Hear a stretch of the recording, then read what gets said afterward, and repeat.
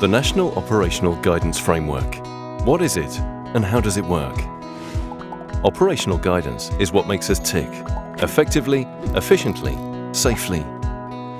The Fire and Rescue Service has established practices in place for particular incidents, and we rely on operational guidance to capture these and pull them together. Sometimes the actions we take are the same, even when the circumstances are different.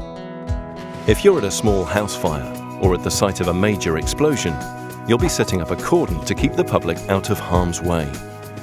But think, before national operational guidance was introduced and new guidance for the size of cordon was needed, you'd have to search through every piece of related guidance about setting up a cordon, and you'd have to change every single one.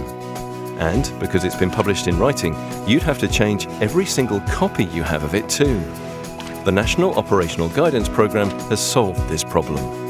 It's a single framework that contains all the separate activities we have to undertake for different incidents, along with the hazards, knowledge, control measures, and actions required to perform them correctly.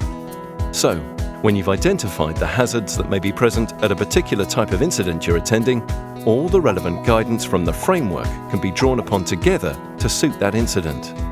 And because this guidance is all presented within an online database, all the information relating to each hazard can be found in one place.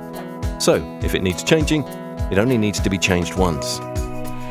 Here's how it looks.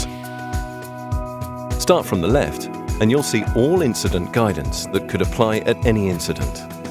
Operations includes things like mobilizing, accessing risk information, and handover.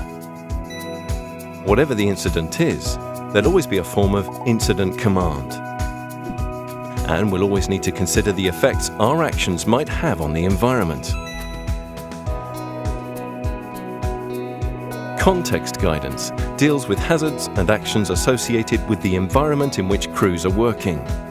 These include things like managing the dangers of live rails or fast-moving traffic, the hazards posed by working below ground, or with gas and electricity, or where plant and heavy machinery is involved, or at a major incident that may involve actions such as issuing warnings, informing the public, and mass evacuation.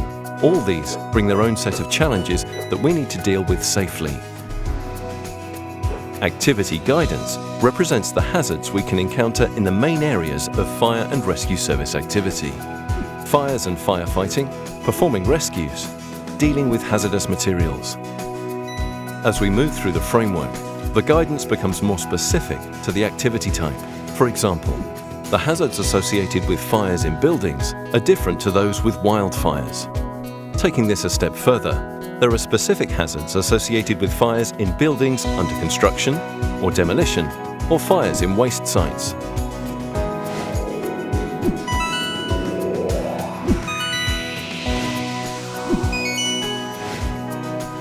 Welcome to National Operational Guidance, a resource that ticks every box.